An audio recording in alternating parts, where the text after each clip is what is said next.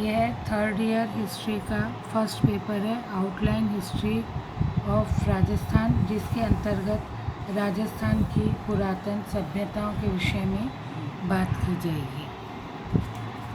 Graham Clark के अनुसार पुरातत्व मानव अतीत के इतिहास की रचना करने के लिए पुरा अवशेषों के क्रमबद्ध एवं सुव्यवस्थित अध्ययन के रूप में परिभाषित किया जा सकता था। भारतीय पुरातत्व विभाग की स्थापना सर्वप्रथम 1861 में अलेक्जेंडर कर्निंघम के द्वारा की गई थी, इसलिए इन्हें भारत में पुरातत्व का जनक कहा जाता है। राजस्थान में पुरातात्विक सर्वेक्षण का कार्य सर्वप्रथम 1871 में आरंभ किया गया था, जिसका श्रेय ACL कार्लाइन को दिया जाता है। लॉर्ड कर्जन के शासनकाल में 1902 में भारतीय पुरातत्व सर्वेक्षण विभाग का पुनर्गठन किया गया था और 1921 में हड़प्पा स्थलों का सर्वप्रथम खोज की गई थी। कालीबंगा की प्राचीनतम सभ्यता। कालीबंगा की सभ्यता हनुमानगढ़ के जिले में स्थित है। कालीबंगा का शाब्दिक अर्थ है काले रंग की चूड़ियाँ। कालीबंगा की खोज 1952 में ईस्वी में अमलानंद घोष के द्वारा की गई थी। कालीबंगा विश्व की प्राचीनतम सभ्यताओं में से सर्वश्रेष्ठ तो नहीं है, परंतु उनके समकक्ष भी मानी जा सकती है।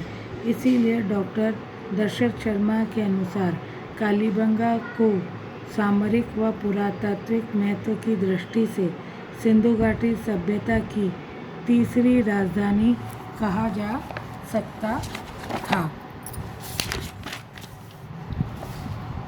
कालीबंगा के प्राक्य हड़प्पा युगीन सभ्यता के अवशेष।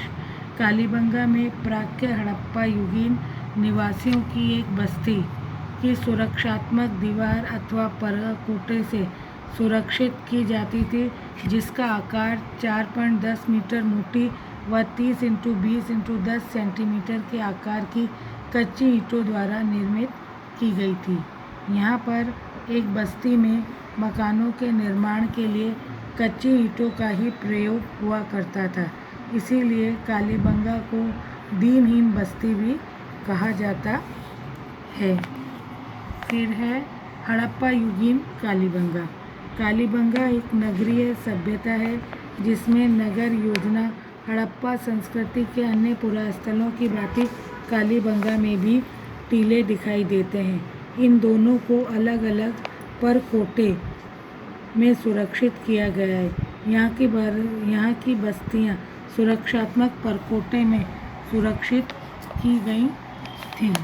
परकोटे के भीतर नगर बसाया हुआ था और उसकी बनावट एक शतरंज पट्ट के समान दिखाई गई थी। कालीबंगा में भवनों के द्वार सड़कों पर न खुलकर गलियों में ही खुला करते थे। कालीबंगा में फर्श में लगी हुई अलंकृत ईंटें भी मिली हैं। कालीबंगा में मिट्टी, तांबे व कांसे की चूड़ियाँ भी प्राप्त हुई हैं। कालीबंगा समाज में बलि प्रथा का प्रचलन था। यहाँ पर मिली हिरण तथा बैल की हड्डियों से बलि प्रथा का पता चलता है। कालीबंगा में दाह संस्कार की कुछ अलग अलग परंपराएं थी।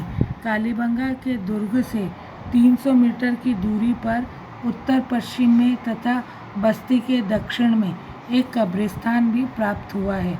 कालीबंगा के लोग मुख्यतः शवों को दफनाते थे। कालीबंगा के कब्रिस्तान में प्रतीकात्मक शवाधान के अवशेष मिलते हैं, जैसे हड़प्पा से आंशिक शवाधान, मोहनजोदड़ो से कलश शवाधान। उसी प्रकार कालीबंगा से प्रतीकात्मक शवाधान के अवशेष मिलते हैं। शव विसर्जन के 37 उदाहरण कालीबंगा में मिलते हैं। आयताकार या अंडाकार शवाधान में शव को पीठ के बल लेटा दिया जाता था, जिसका सिर उत्तर की ओर तथा पैर दक्षिण की ओर रखे जाते थे। कालीबंगा से एक युगल समाधि के अवशेष भी प्राप्त हुए हैं। कालीबंगा से तांबा, सैलखड़ी व मिट्टी की मोहरें भी मिली हैं। लिपि के अधिकांश नमूने मोहरों से ही प्राप्त होते हैं। कालीबंगा में मिली प्रमुख सामग्रियां मिट्टी से निर्मित केक, बैल की खंडित मूर्ति, घिया तथा तांबे के मणके, शंख की चूड़ियाँ, पक्की मिट्टी के खिलौना गाड़ी, पहिए, हड्डियों की बनी हुई सलाइयाँ, पत्थरों के सिलबट्टे, मिट्टी की गेंदें, तांबे के परशु, मेसोपोटामिया की मोहर, ऊँट की अस्थियाँ, भग्न वेदिकाएँ और शल्य चिकित्सा संबंधी प्रमाण प्राप्त हुए हैं। मकानों की दीवारों में दरारें होने के कारण ऐसा लगता है कि भूकंप के अवशेष भी यहाँ मिले थे। राज्य सरकार द्वारा कालीबंगा से प्राप्त अवशेषों के संरक्षण हेतु यहाँ एक संग्रहालय की स्थापना 1983 में आर्कियोलॉजिकल सर्वे ऑफ इंडिया के अनुसार की गई थी, जो कि 1985-86 से सुचारू रूप से कार्य कर रहा है।